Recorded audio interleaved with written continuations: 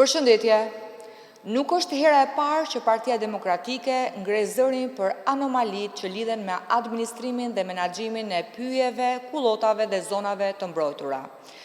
Krahas anomalive ligjore të krijuara dhe denoncuara nga ne, nga të dhënat e administruara, nga regjistrat e tenderave, vërhet krijimi i monopoleve nga subjekte preferencial të lidhur me zyrtar apo ish zyrtar shtetëror, ndërkohë që mbi 800 inxhinier pyesh janë pa punë, duke u privuar kështu nga e drejta për të ushtruar profesionin e tyre qoftë edhe në mënyrë private.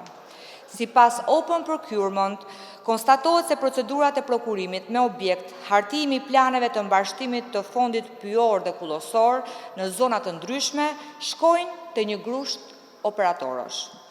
Kryeson subjekti lurimi SHPK në pronësi të ish kreut të IKMT Dibër, Lutfi Miftari, i akuzuar për korrupsion. Ky subjekt sipas Open Corporates ka përfituar mbi 1 milion euro nga bashkitë Prenjas, Bulqiz, Shkodër, Cërik, Tepelen, Tiranë, Pogradec, Dropull, Përmet e tjerë. Subjekt tjetër, Djava Consulting SHPK me pronare zonjën Vjollca Diku, e cila ka mbajtur detyrën e drejtoreshës në administratën shtetërore pranë Agjencisë Kombëtare të Zonave të Mbrojtura. Ky subjekt ka përfituar mbi 600.000 euro nga bashkitë Shkodër dhe Tiranë. Subjektet të tjerë, Deja SHPK dhe Arabel Studio SHPK, e kjo e fundit në pronësi të zonjës Ana Nishku, akuzuar për veprën penale falsifikimi dokumentave, e cila ka qenë një nga të arrestuarit e SPAK për tenderin e bashkisë Bulqiz që penalizoi Lefter Allën. Ekspertët e pyjeve, pjesë e strukturave të Partisë Demokratike, kanë denoncuar se 1. Planet thjesht kopiohen nga ish planet e vjetra të mbarshtimit. 2.